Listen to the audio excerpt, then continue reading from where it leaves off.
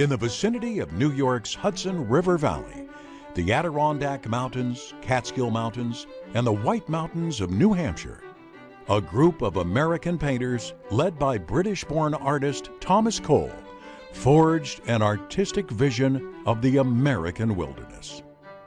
This was the first American school of painting that emerged between 1825 and 1880.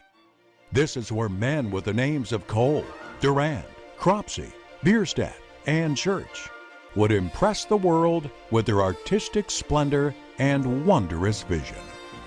Here lied their future and their message.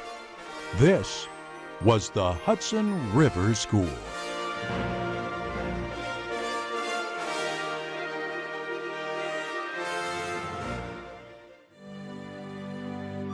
The natural beauty of the Hudson River Valley, a picturesque section of New York State, has been called an American paradise.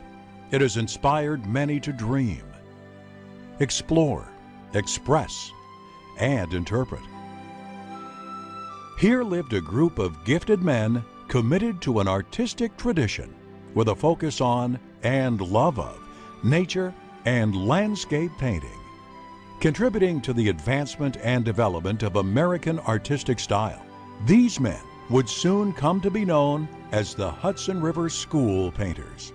When people ask me what is the Hudson River School and why is it different, if you look at the paintings, they're largely portraits of landscapes, portraits of someone's estate, for example, sheep in the lawns, etc. But what Cole did was quite different.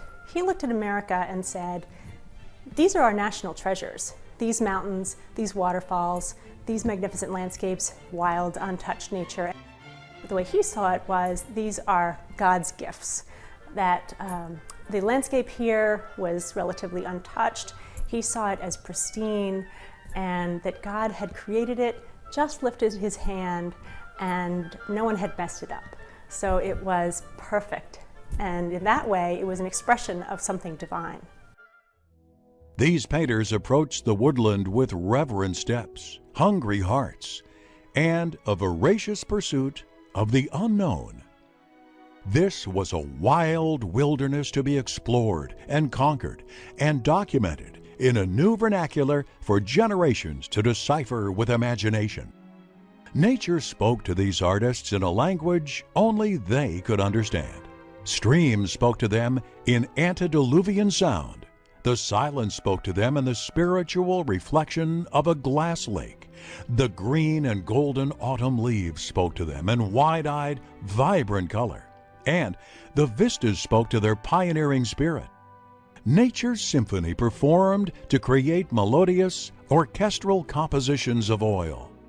Hudson River School artist William Hart similarly described it this way: a picture is a song, a piece of music. In it, one expresses, it may be, the sentiment of color or the hour or place.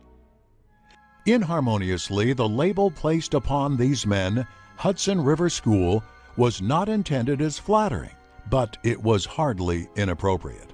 The moniker, according to artist Worthington Whitridge, one of its members, was invented by a hostile critic writing for the New York Herald. But as Whitridge commented, quote, "The critic probably never reflected that the Hudson River School, if it were a school, must have something distinctive about it, and instead of the term being, as he intended, a term of ridicule, it might become a term of approbation." Negative connotations of the name were also instilled by the second generation of younger American artists, and were meant to clearly distinguish the senior members of the Hudson River School and their painting technique from the younger artists' new European-influenced style of painting. It was originally really National Academy centric.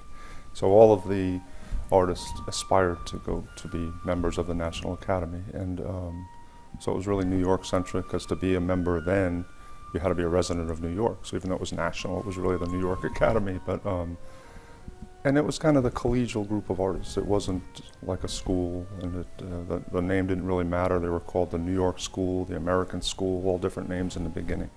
It was more the belief that nature should be portrayed as God created it.